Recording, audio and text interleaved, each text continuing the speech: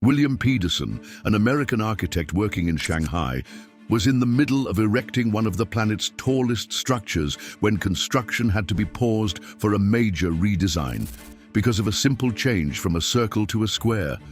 But this seemingly small difference carried incredible importance for an entire nation. An entire skyscraper had to stop being built and be redesigned just because of that minor difference. But why? The history of this skyscraper demonstrates more effectively than most the profound symbolic weight of tall structures and their capacity to become more than the steel and concrete from which they are built. This is not merely the chronicle of a building, it is the chronicle of the greatest human migration in history, the chronicle of the individuals who forged modern China, and the chronicle of the ambition to rise as the next global superpower. This is the story of the Shanghai World Financial Center, which came incredibly close to being the world's tallest building.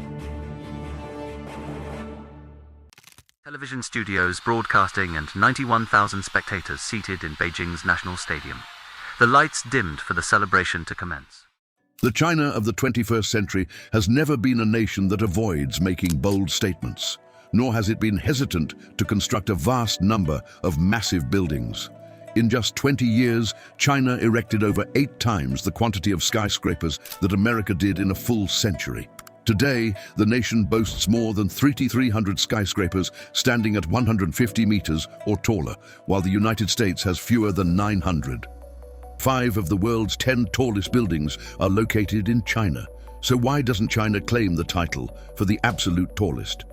The reality is, they nearly did, both in practice and in principle. To explain that, we must journey back in time, before the era of megacities and thousands of skyscrapers, to a period when China was a vastly different country. 2 pivotal events occurred simultaneously.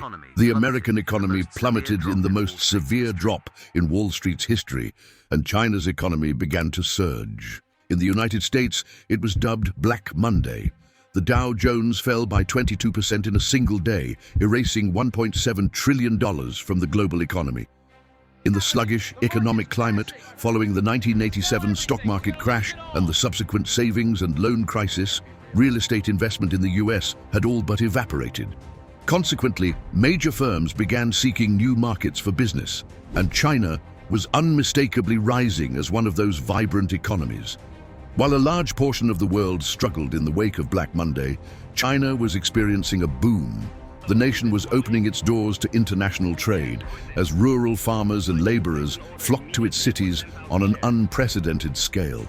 This migration during the late 1980s and 1990s was the largest in human history, involving around 300 million people. This wave of modernization and urbanization demanded the construction of an immense volume of space for housing, businesses and offices to establish China as a competitor on the global stage. Entire cities seemed to spring up overnight. The future was being built at an incredible pace. Beijing served as the political capital, while Shanghai was envisioned as the future New York of China. The problem was that Shanghai was running out of room. A district of industry and rice paddies, a relatively undeveloped and marshy expanse. A new urban plan was conceived to transform this area, Pudong, into an international business hub. The plan called for the construction of 80 office towers, the shortest of which would be 40 stories high. Among these, 3 were designated to be dominant super towers. In the early 1990s, work started on the Jinmao building, the first of these colossal structures. The Oriental Pearl TV Tower was also completed around this time. This was the environment William Peterson stepped into, a Shanghai, on the cusp of becoming the metropolis we recognize today, but not quite there yet. Shanghai was a city of bicycles. It was so peaceful, just this gentle hum in the morning air. The contrast between that quiet hum and the city's current reality is simply staggering. Peterson is the P in KPF, a prominent American architectural firm. Like many of his compatriots at the time, he turned to Asia for professional opportunities. We had extensive projects in Korea, Japan, and China. Peterson partnered with Minoru Mori, a Japanese real estate magnate and one of the most influential developers globally, thanks to his family's enterprise.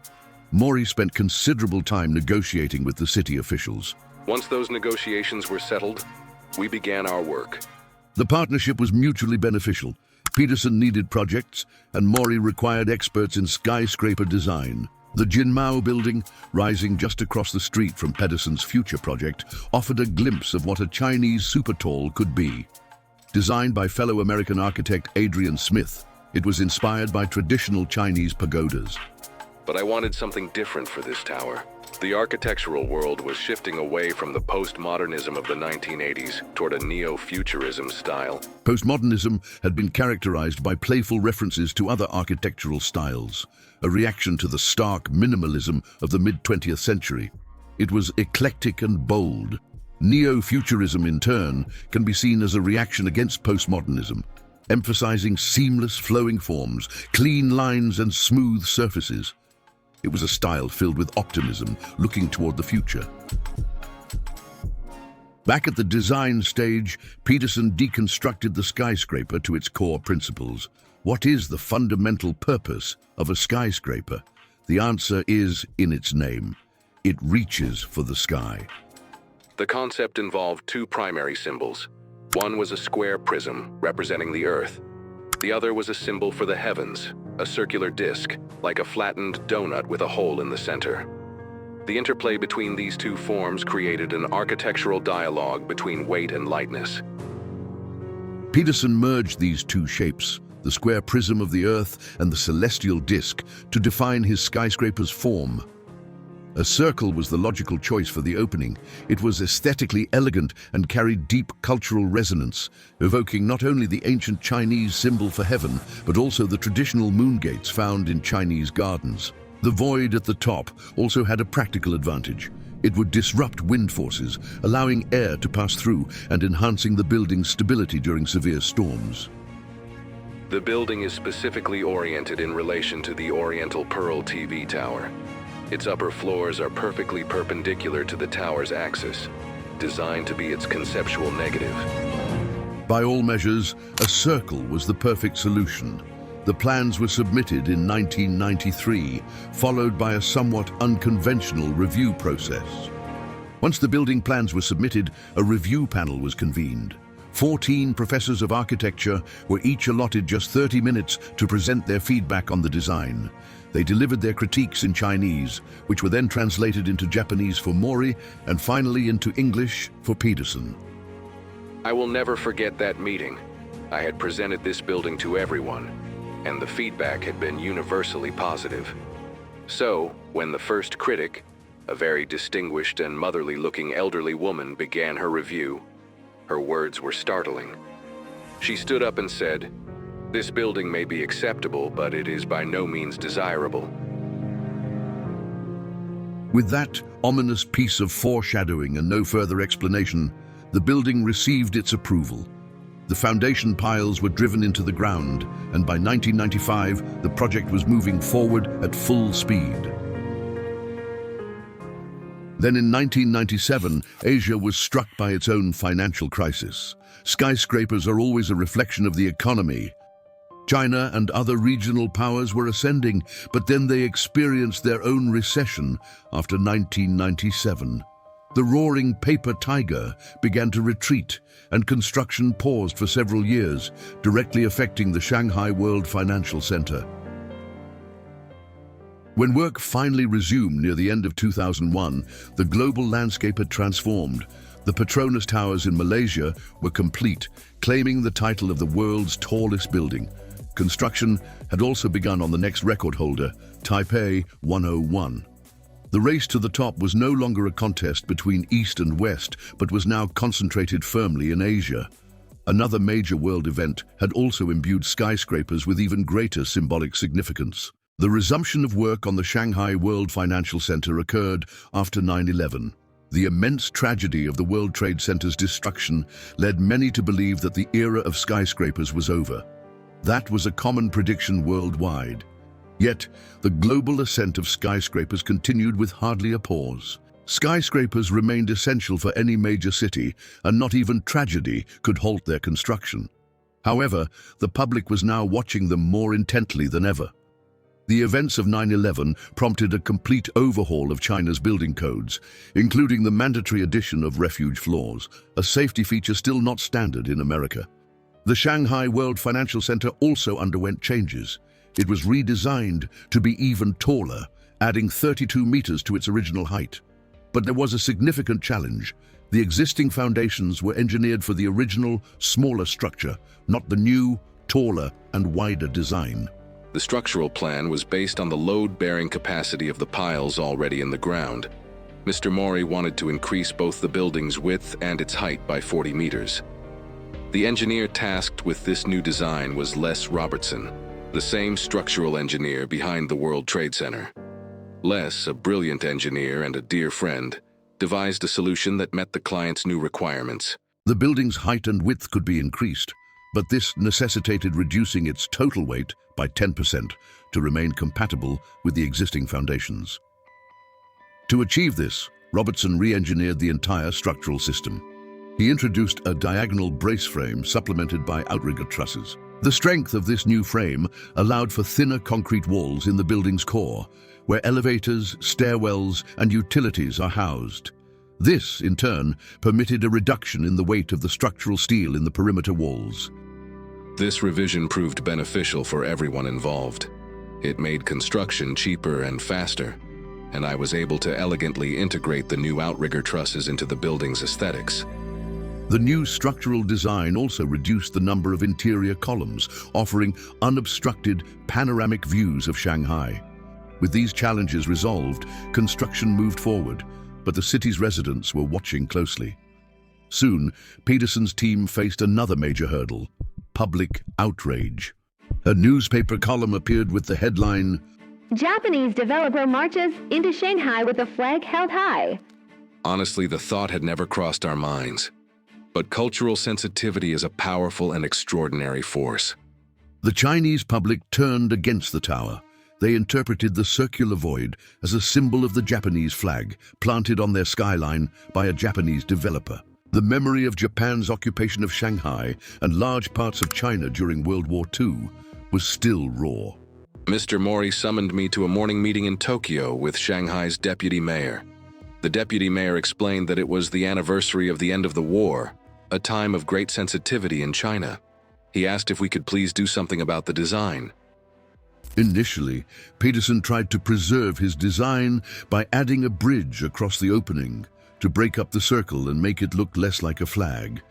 This was not enough to placate the public. The internet was becoming a major force at that time, and the public momentum was just too strong. We were asked to change the shape of the building's opening, and I completely understand why. These buildings are incredibly symbolic. If the symbolism isn't right for the people, then we haven't done our job. New plans were submitted in 2005, officially changing the circle to a trapezoid. Every skyscraper project involves a balance of conflicting factors: business, imagery, narrative, and promotion. These are just as important as the engineering principles for managing wind. That open space also had an economic logic. It allowed for a larger footprint for the hotel on the upper floors. Many factors converged to make the final shape a logical solution. The building was finally completed in 2008. It surpassed the Petronas Towers but fell short of beating the spire of Taipei 101, which had become the world's tallest building in 2004. The Shanghai World Financial Center was the tallest by roof height and highest occupied floor, but not by total architectural height. We could have added 2 spires extending from the building's edges to claim the title. That's likely what we would have done if asked. But Mr. Mori was more interested in creating an elegant building. I don't think the world's tallest title was ever a major topic of discussion. Perhaps he anticipated that such a title would be fleeting. Even if the world's tallest moniker was a secondary concern for the developer, the intense competition for the title during the late 1990s and early 2000s underscores the sheer scale of the skyscraper boom. It is rare for a city to be able to construct such a massive structure, and even rarer to have several competing for the title at once. This period witnessed incredible advancements in engineering and a massive mobilization of economic resources. But Mori's intuition was correct. The title was temporary. Just 1 year later, the Burj Khalifa was completed, its massive 244-meter spire making it, by a huge margin, the new, tallest building in the world. Shanghai has only continued to expand. It is now home to 24 million people and 194 skyscrapers, a world away from the city Peterson first encountered in the early 1990s. The Shanghai Tower now stands even taller, right next to the Jinmao Building and the Financial Center. Together, these three structures form the world's first adjacent cluster of 3 super-tall skyscrapers. The Shanghai Tower was built taller than ours, which was a deviation from the original master plan. But that's how things go. Mr. Mori was a no-nonsense man. He built an efficient building. The Shanghai Tower, on the other hand, has a lot of underutilized space. Its use is questionable. I think it was designed more as a showpiece, but I can't criticize it beyond that. The Chinese government has since implemented restrictions on skyscraper heights. Smaller cities are now generally limited to 250 meters, with exceptions for special cases. Larger cities are capped at 500 meters, also with the possibility of special approval. The window of opportunity for China to host the world's tallest building has, for the time being, closed. The Shanghai World Financial Center remains an iconic feature of the skyline, embraced by the city's inhabitants and affectionately nicknamed the Bottle Opener for its distinctive shape. The nicknames aren't necessarily complimentary, but they create a connection between the buildings and the people, and in that respect, it's a positive thing. People enjoy it, and I enjoy it too. I hope its legacy is what we intended, to connect it through time. Enjoyed the video? Hit the like button and let me know your thoughts or suggestions in the comments.